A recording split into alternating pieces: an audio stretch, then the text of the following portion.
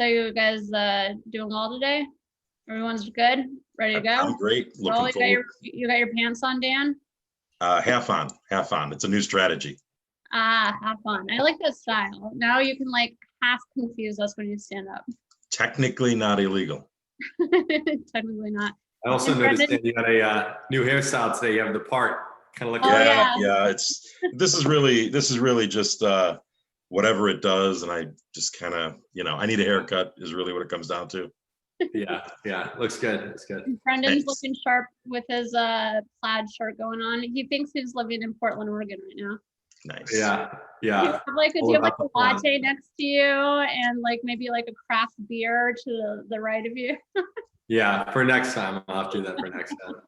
It might be so more awesome if we all just sipped on craft beer while we recorded these. I don't know, just that. Yeah, I feel like we have enough trouble staying on topic as it is. If we added alcohol, it'd be a little bit erratic. By the end of the show, we'll be arguing. Yeah, I'll be crying. Instead of Rize Shine, we'll be like Rise and Pass Out. We'll make $1 million on YouTube, but no one will learn anything. Exactly. Well, we got to make our money somehow. Speaking of money, this is McLean Warren with Liaison Marketing. I'm here with my two co-hosts. We have Brendan Fields with Rebate and Dan Trumbull with Dan Trumbull Consulting. Say hi, everybody. Hey, guys. Hey, y'all. What's up? So yeah, the topic today, which is specifically good to talk about during the holidays with all of the ups and downs with Black Friday, Thanksgiving, Christmas, Cyber Monday. I know I said those all out of order, but you guys get the gist.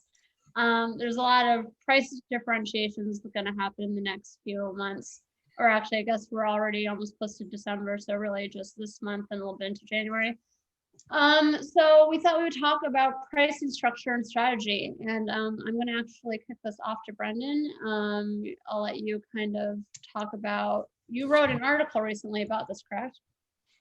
Yeah, so I did. So so pricing is definitely a important subject, and I think a lot of sellers kind of just get caught in the easy to follow metric, which is gross sales. So everybody's, you see on all these groups and forums, everybody's looking at, sharing screenshots of what their, total sales are, that classic picture of their Amazon sales report.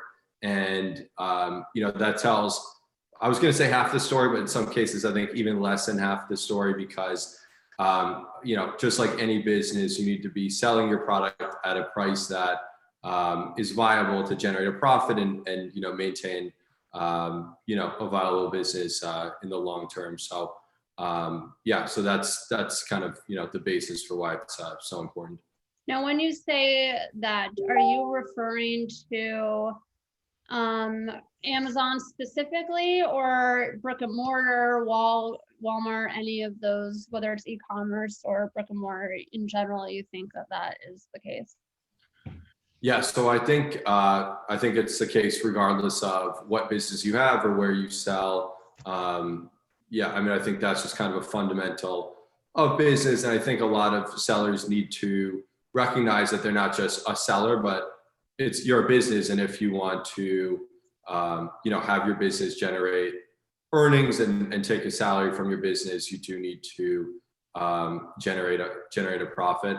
And I know just before we started recording, we were talking about, the importance of, I lost my train of thought for a second. Someone does it on every show we do. That's okay. Now I remember. It's going to be one of those days. So the importance of considering all the costs that go into selling your product and bringing it to market. So I think a lot of sellers, they look at their cost to purchase a product and subtract that from their sales price and think that's their profit. And that is their gross profit. That's not their net profit. So, there's a lot of other things eating into that margin, like your advertising costs, your shipping costs, your returns. That's a big one. Your utility bill, your warehouse, rent, if you do have a warehouse. So there's a huge number of things that eat into that number, and e-commerce being competitive as it is, you really can't, in many cases, price your product, at whatever you want. You are dictated somewhat by the market and what other sellers are selling for, a similar product for. So yeah, I mean, you have to be, I guess the point is you have to be all over your numbers and know exactly what your margins are and what you're making or not making, on a monthly basis. I think that with the change of people moving from brick and mortar to online sales, people don't think about, like, if you're actually selling from a store, you have to think about your rent, your overhead, your employees, your electricity bill, stuff like that. But a lot of people forget that even though you're selling online, there's a lot of that overhead that you still have to account for. And so I think that's really one of the biggest, at least I've seen with my clients, one of the biggest issues that they get into is that they kind of think, oh, if I'm selling online, my overhead's not going to be much. Yeah. Your thoughts, Dan? Yeah, I think Brendan hit the nail on the head. It's net profit versus gross profit. Before I buy any product, before my clients buy any product, we put everything into a spreadsheet, and we're sure to include any of the fixed costs we can. But even if there's going to be fluctuating costs, for example, FBA storage fees, you don't know how long that product is going to sit there and how many of them are going to sit there for how long. So we don't really know. But what we do know is how long the average product sits there for that type of product in that type of account. So you can at least account for that being subtracted from your gross profit and get to a more realistic number of net profit.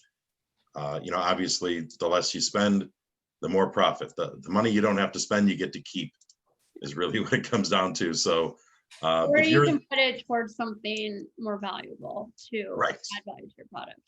Right.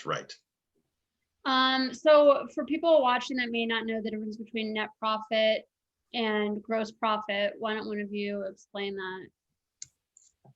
Brendan? Sure.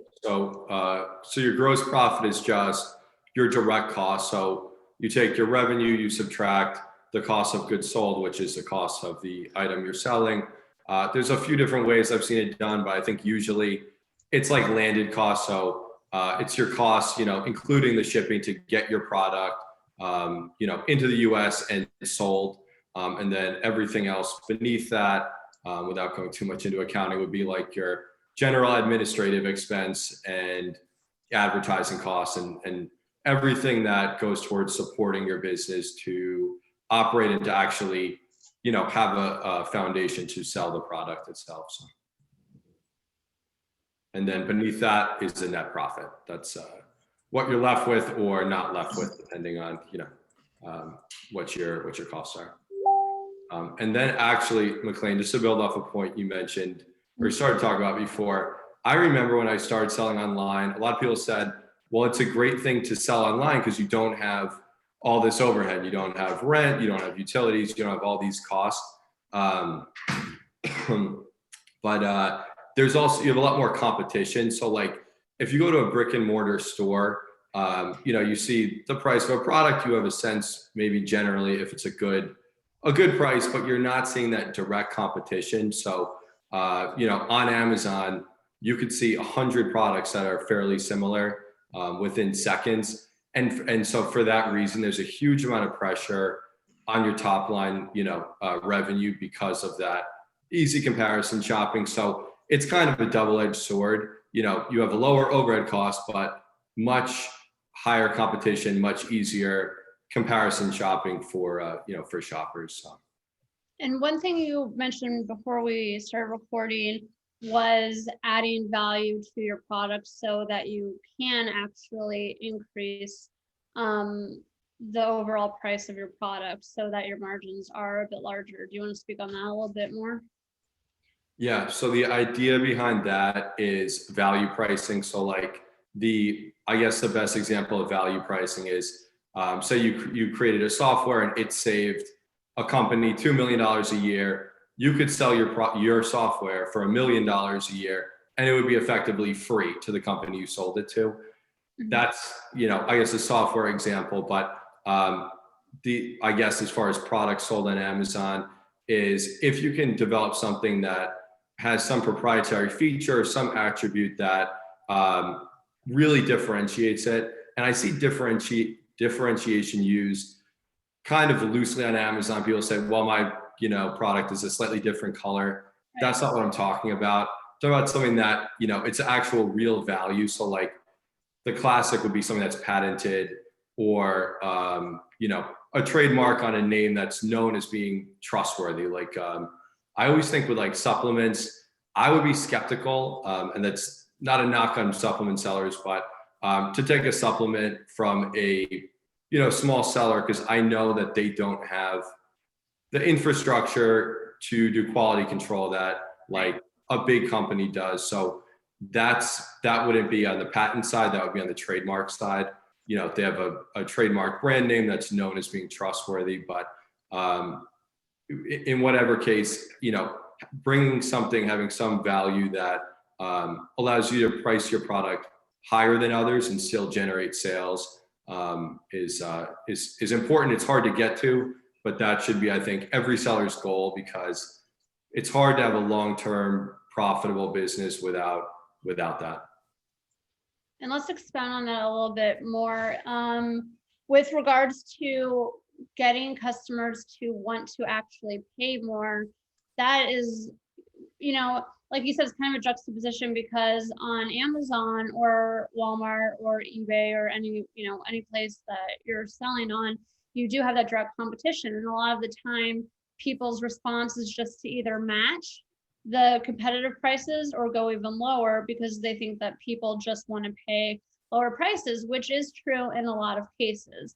Like, for example, if you're selling something like, like a Windex cleaner, or, just something that's an inexpensive product in general that doesn't have much of a differentiation no matter what brand you use, etc., then, you probably will want to go competitive with your prices. But like you were saying with the supplements, like I personally know I'm willing to spend more money on my supplements because I care about the quality of them, and I want to know that they're regulated properly, and that they meet all the FDA approvals, even though I understand supplements have to. But it just speaks back to your assessment that if you can provide, let's give another example, makeup. I know you guys wear a lot of makeup, so you'll totally understand and relate to this. But, Absolutely.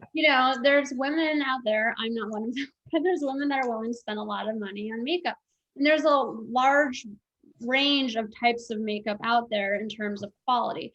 But when you get into like stuff like, is it vegan? Is it, gluten-free? Yes, people actually care if your makeup is gluten-free. I'm not making that up. That's a real thing. Low carb? What? Is it low carb?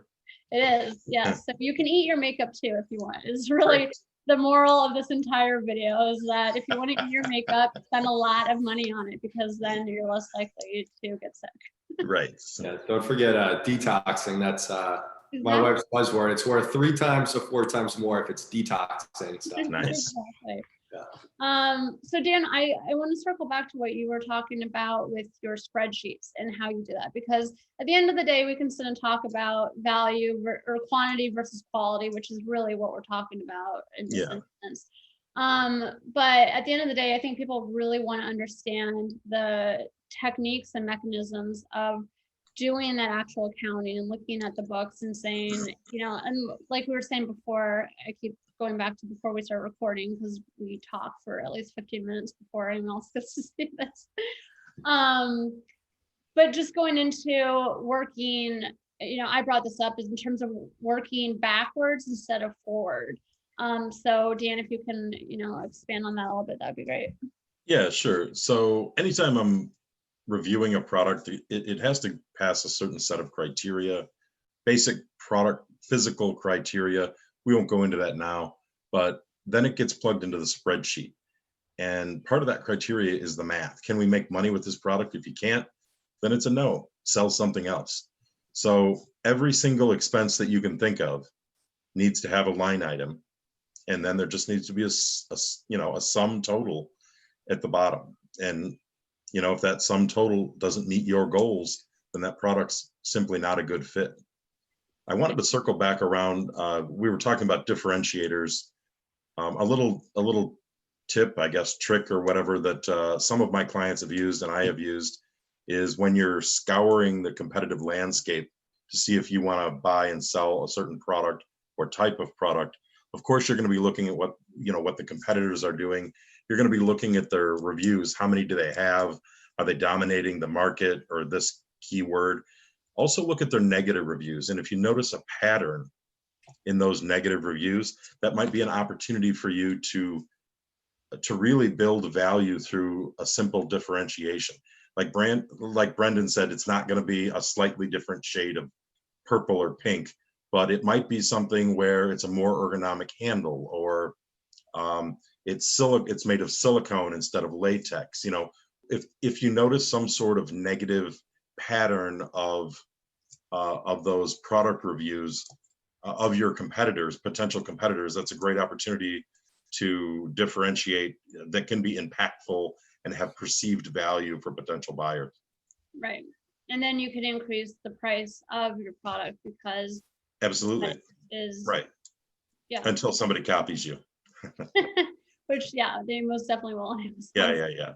The other thing I wanted to talk about is if you're selling on Amazon, which if you're not yet, you'll learn, you'll have access to an automated pricing tool. It's called Automate Pricing. It's a very creative name. And it allows you to set pricing rules, include products in those rules. Some of those rules will allow you to do things like chase the buy box. So you can match the buy box. You can stay a fixed amount beneath the buy box. I don't recommend that. We call that race to the bottom. Or you can stay a little bit above the buy box. But you can also set rules that are based in sales logic. If I haven't sold one unit in 2 days, I want you to lower my price by $2. Of course, there's minimum and maximum prices that it will move that price up and down in between. But it can be a really valuable tool, especially if you're not selling private label, if you're selling wholesale or RA or OA type product where you do have a ton of competition and the price, especially this time of year, fluctuates greatly. January, so we're at the beginning of December as we sit, we're at the end of November, beginning of December as we sit and shoot this video. So the next month will be crazy, but then in January, or as we refer to it as Returnuary, as Returnuary happens, there's also a massive void of product, right? So everyone's all sold out and they're trying to get their stuff back, and everyone's trying to do their stuff before the Chinese New Year hits. So there's a void of many products, or at least there's less sellers of those products, and supply and demand simply dictates that, less supply, same demand, the price goes up. So not only strategically planning your pricing and using net profit and gross profit properly, but also strategically planning your inventory and making sure that you're the person with the product when the customer wants it matters a great deal too. Now, Brendan, since you specifically specialize in the launching in the very beginning, essentially the beginning part of someone's journey on Amazon or any kind of platform, do you recommend that, again, this is just the preliminary spot where you're trying to get sales and you're trying to lower your BSR and get ranked, etc. Do you recommend starting low and competitive and then slowly increasing your price? Do you recommend matching your competitors or going above, and why? Yeah, so I always recommend starting with a higher price and going lower. And there's a few reasons for that. So one, I know we've talked about on previous episodes, when you have a higher price and lower it, you can get that /through price on your listing, and it shows, lowest price in 30 days. And that works particularly well once you get to the first page and it's getting more and more competitive. Having a few little extra touches on your listing, like, lowest price in 30 days, that helps you stay on page one and just overall helps your listing. So I always suggest starting higher and lowering your price as you launch your product. Dan? I couldn't agree more, 100%. Just to expound on what Brendan was saying, it's great to get that /through price at that point of sale. It really, when you think about the psychology of a customer, of a buyer, a lowest price in 30 days, everyone loves to get a deal. You know what I mean? So they're more likely to click that big orange button at that point. Also, if you do it the reverse way, if you redline your price and then you're getting great rank and you're getting nice velocity, and now you go from $12 to $20, it can suppress your buy box. And what that means is that even though you're the only seller of your private label item, if Right. that's what you're selling, you'll lose the buy box because it'll use some sort of algorithm and say, no, this is too much based on previous sales. It's not logical to make this kind of leap in pricing. And that can happen quite by accident, and it can stick around for months and be a general pain in the neck. And overall, we're trying to make money. So you want to sell your product for a good value, but really for as much as you can, as much as the market is willing to pay for it. So test it out at a higher price, maybe even higher than you think, and throw a coupon on it in addition. And you can always lower it a little bit incrementally, especially if you have a repricer or you're using automate repricing through Amazon. I like coupons too, because I feel like a lot of people miss them. Agreed. Well, it also makes your product show up in different places and deal shopper places on and off Amazon. Yeah. Yeah, that's a So- good point, McLean. So a lot of people do that. They see the coupon, but they don't apply it. That's it's almost like the mail-in rebate. So like true. a lot of people buy a product, they think they're gonna, fill out this long rebate form and get, $200 off of it, and they lose it and they never do it. It's the same thing with the coupons. Yeah. Yeah, there's never 100% redemption rate ever. Yeah, I think I read, I mean, this is a little off topic, but I read somewhere that like in the US, just not with coupons, but for gift cards, the amount of people or the amount of money that isn't actually spent because people either lose them or don't use them or forget about them is like, I don't remember the number, but it's astronomical. It is. And it's part of gift card companies. They build that into their strategy and profit. They know that they won't have 100% redemption. And of course, they have expiration dates. So as soon as that card is expired, that money's no good anymore and they get to keep it. Yeah. Fun So time. I actually, not to go with a last comment on that. So for rebate, that was something we thought about doing, was offering gift cards as the rebates in addition to checks and different things. And I talked to a company that does that. They do gift cards, and they would sell us a $25 gift card for $20, and they still made a killing. So they knew that so few people would use the full balance. Many don't even use the balance at all. And they acknowledge that's just part of the model of gift cards. And yeah, back to Amazon. I mean, it does drive a lot of traffic and a lot of conversions, having that extra coupon symbol or whatever, badge on there. But a lot of people don't even click it, which is right. Real quick, in case people are wondering, we're talking about coupons. It's a mechanism that you can build in essentially, as we sit here today, in the end of November 2020, it costs you whatever your discount is. So if you put a $5 coupon on there, you don't have to pay that, but you don't get that money if the customer redeems it. The only other cost associated with coupons is 60 cents per redemption that Amazon charges. So it's also a pretty inexpensive way to get some good exposure to a product. Yeah. As a final conversation tool, I would like to address, I think people, at least from my experience, and you both might have different experiences, but I feel like people usually are good at figuring out their landing costs, like you mentioned, Brendan, their shipping, their freight, all that stuff, manufacturing. But again, they're not looking at the advertisement. And I want to kind of touch on the stuff that people end up spending a lot of money on. And I personally know this because my business is for marketing and advertising, right? So we're looking at PPC costs, we're looking at photography, we're looking at listing optimizations, we're looking at all the stuff that I think a lot of people don't calculate into their expenses. And I just kind of wanted to touch on that because I think it's really important, because again, to go back to the brick and mortar and explanation or comparison, that even if you have your overhead or what you think of as your overhead, even though that's paid for and you already have figured out your profit margins, you still haven't calculated in what you're going to do for advertisement. So with brick and mortar, that might mean, taking out ads in the newspaper. I know it's kind of old school, or, stuff like that, or a billboard or something like that. But it's the same for online. Brendan, your thoughts on that?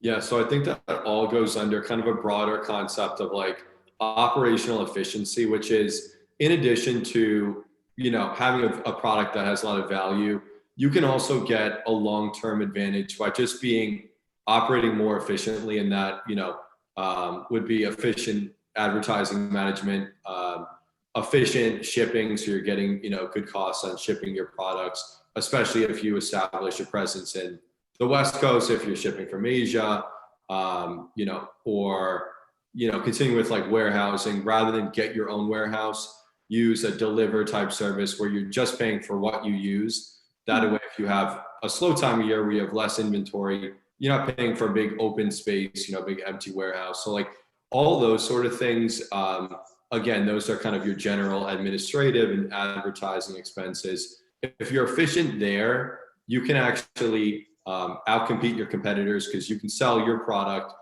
at a lower price than them and still make a profit. So like, I think that's something that should be, focused on by sellers as well. I mean, that's how Walmart did it. That literally, like, that's Walmart's business strategy, is to do the most efficient supply chain, just in time delivery, the least amount of human touches. And because of that, and of course, coupled with insanely large buying power, that makes them be able to sell, what would normally be a $12 bucket of pickles for $5. Mm-hmm. Yeah. I have something I wanted to touch on. I talk to my clients a lot about this. I talk about profit leaks, and there's a lot of profit leaks in this business, but really it's just shrink. Anyone that's familiar with retail knows that there's shrink. Product disappears, things break. Same things happen at Amazon.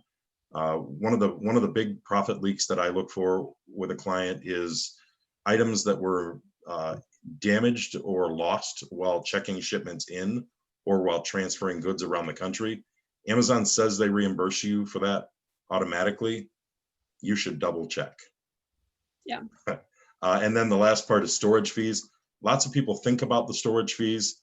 Less people actually incorporate them in, and even less people think about the three or four stages of storage fees. So in the first 6 months, if your product is standard size, you're going to receive standard size storage fees.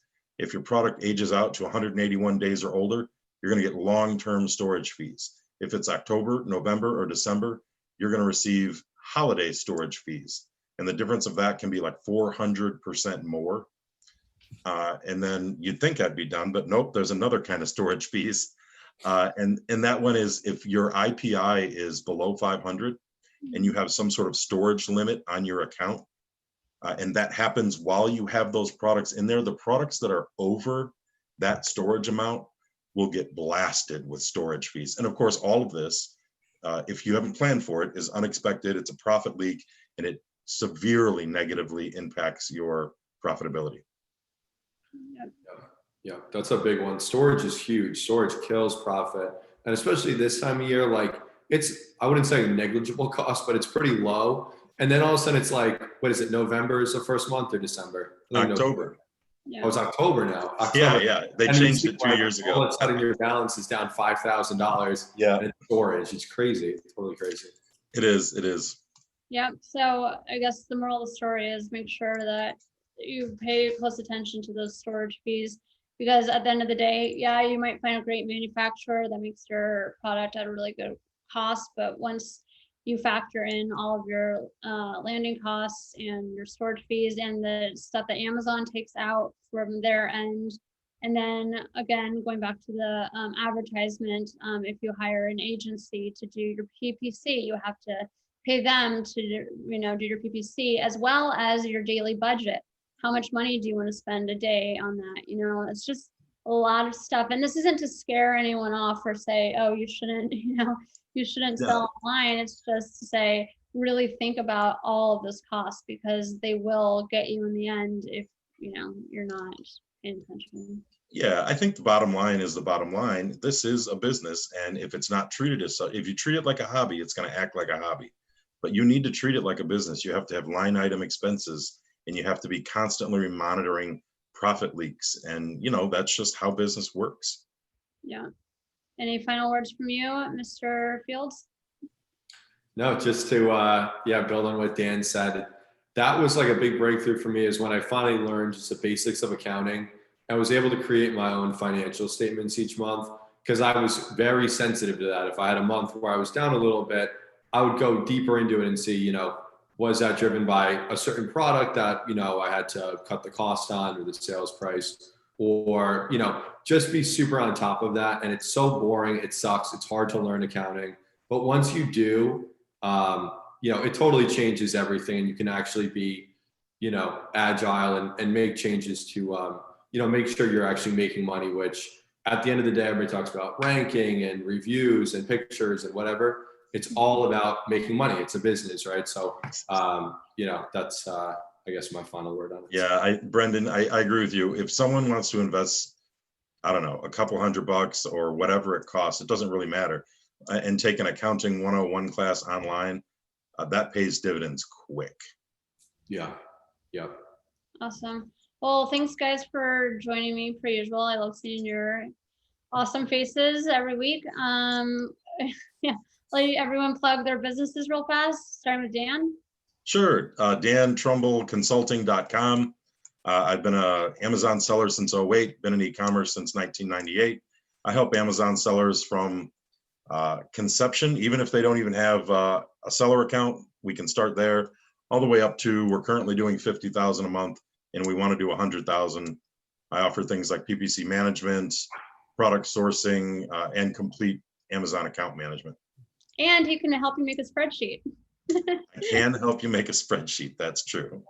That's worth all of it right there. That's right. Brendan? Yep. Rebate.com. It's a rebate-based launch platform for generating full price sales on Amazon. And now we're also doing Walmart, eBay, Etsy, and independent web stores. So so get full price sales and launch your product with rebate.com. Awesome. And I am McLean Warren with liaisonmarketing.com. That's LIAZON marketing. And we do all, as you would guess, marketing. So if you need a listing optimization, photography, PPC, we do it all. All right. Thanks, guys. And we'll be back here next week. Thank you. That's it.